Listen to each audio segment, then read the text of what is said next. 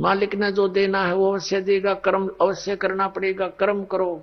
कर्म के बिना तो ये शरीर व्यर्थ हो जाएगा, क्योंकि इस बॉडी का जो कंस्ट्रक्शन है, इस परमात्मा ने यह बॉडी बनाई इसलिए शरीर मनुष्य का कि इस पर मेहनत जरूर करनी चाहिए, नहीं तो ये व्यर्थ हो जाएगा, ये तो कंडम हो जाएगा, बेकार है तो माटी का पुतला। तो इसलिए मालिक ने इसको ऐसा बनाया, कोई ना कोई प्रयत्न क्रिया कर्म करते रहो, इसमें रोग भी कम होंगे उससे। तो उसके लिए अपना काम करना है। काम भी बहुत होता है, जैसे पेट के लिए कुछ तो करना ही है, तो लेकिन इतना करे जो भक्ति में बाधक ना हो, और ये याद रहे कि ये मेरा नहीं है, चलने की तैयारी रखे। तो इस प्रकार फिर हम ये व्यर्थ के जो प्रयत्न करते हैं, समय व्यर्थ करते हैं, उसको भक्ति और परमात्मा के गुणगान में करेंगे। और हमने इसमें सबसे ज्यादा गलती क्या कर रखी है, अपनी परंपराएं बढ़ा दी।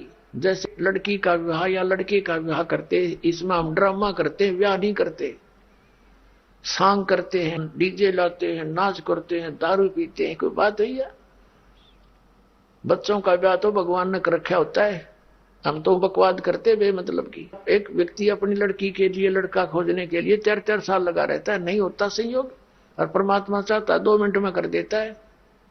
तो फिर हमारे सारे काम भगवान से होंगे, और उसके हाथ में संस्कार जोड़ने और तोड़ने।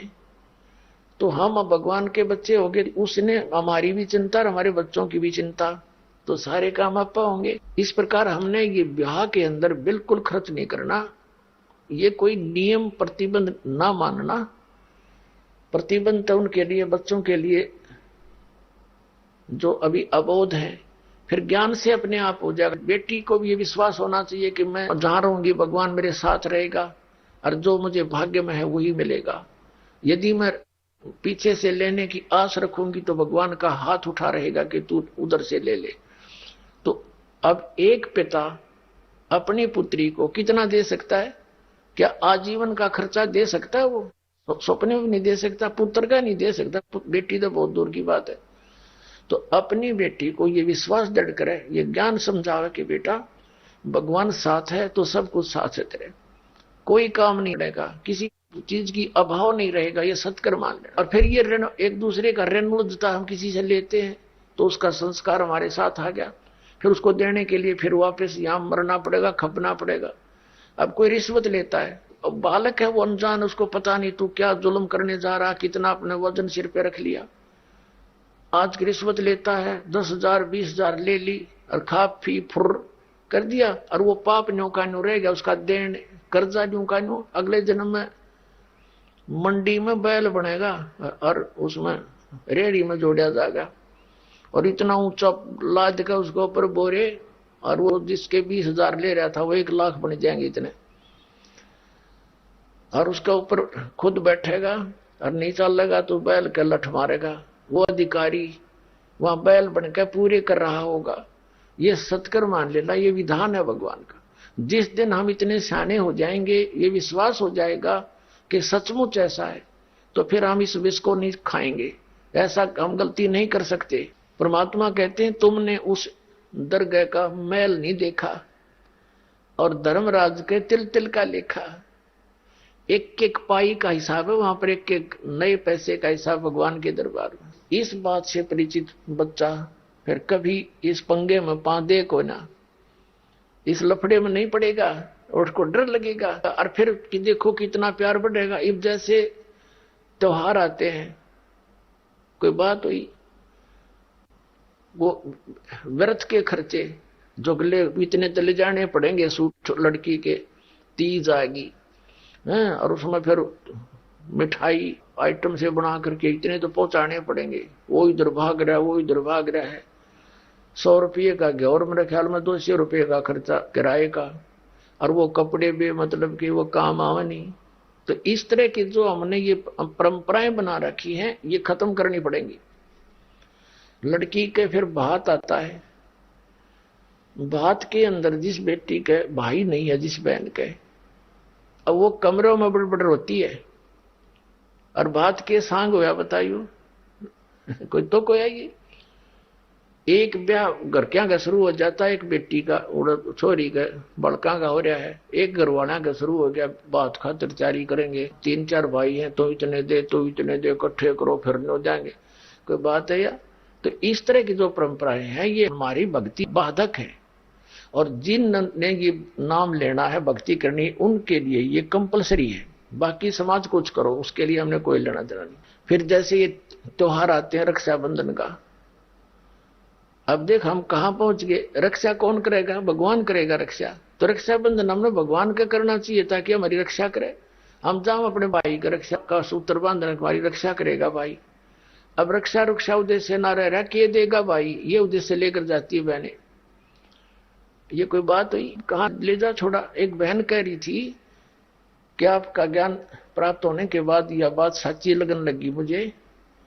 मैं अपने घर गई हुई थी रक्षा बंधन के दिन, अपने भाई का रक्षा बंधन रक्षा सूत्र उद्देश्य तो बच्चों पढ़े लिखे पता लगेगा, हम पढ़ते थे भी ये भाई मेरी रक्षा करिए इसलिए धागा बांधती हूं। तो मैं इंतजार कर रही थी, भाई बाजार गया था और उसकी दुर्घटना होगी, भाई की शव आया भाई का घर पे, टक्कर मार रोए सारा परिवार। वो रक्षाबंधन भी गया, वो त्योहार भी बाढ़ में गया और रोना पीटना बुरा हाल हो गया। अब फिर उसको पता चला, वो कहने लगी जब मेरा भाई अपनी रक्षा नहीं कर सका तो मेरी रक्षा कैसे कर देगा।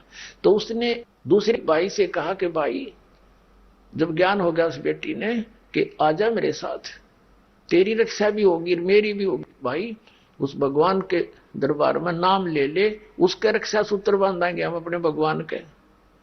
कहने का भाव ये है, परमात्मा की शरण प्राप्त होने के बाद इस तरह की दुर्घटनाएं भी टला करती हैं यदि हम नियमित रहेंगे तो।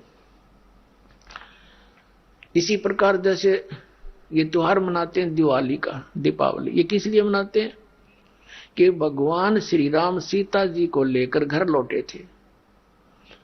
और फिर चलो पहले तो देसी घी के दीप जलाए जाते थे, हवन हो जाता था, वो भी बढ़िया बात थी, लेकिन एक दिन हवन कर देने से बात नहीं बनती।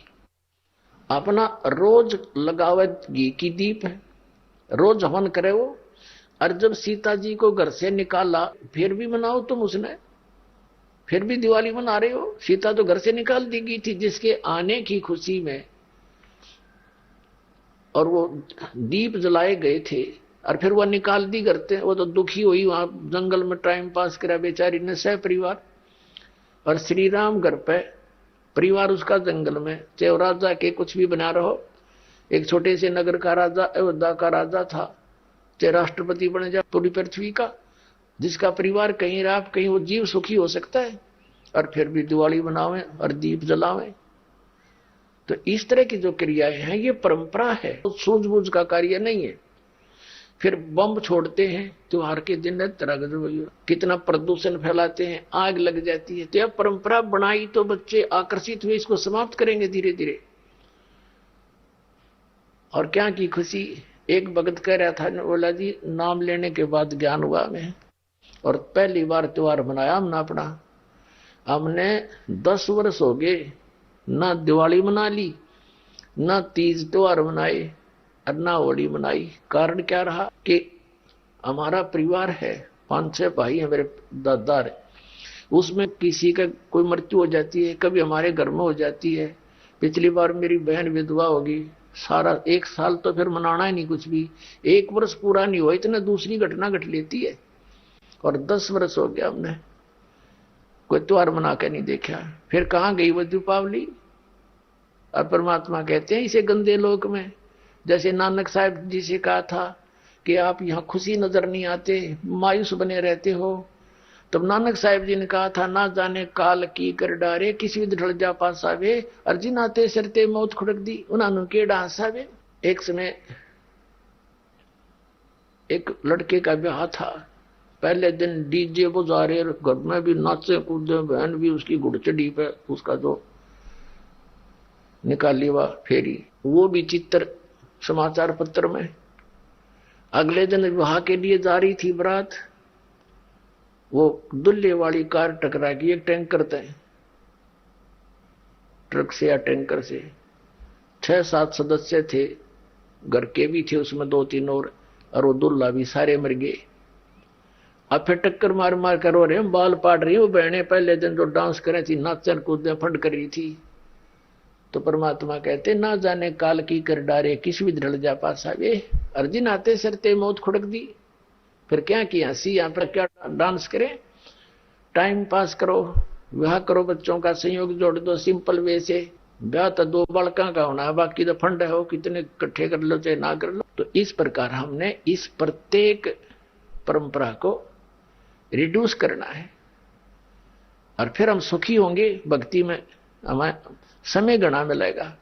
हम इससे काम लगे रहे, जिसके 2 बेटी होगी उसका मरण हो जाता उस माता पिता का, कोई बात हुई या ऐसा गौ धन बेटी यहां भी कुमाती चली जा रहा, आगे सारा जीवन कुमावे और उसको कैर बना लिया हमने अपनी गलत परंपरा के कारण। तो इसको समाप्त करना पड़ेगा, तो तभी हम भक्ति भी तभी कर सकेंगे, हमारी समस्याएं का समाधान भी ऐसे ही होगा।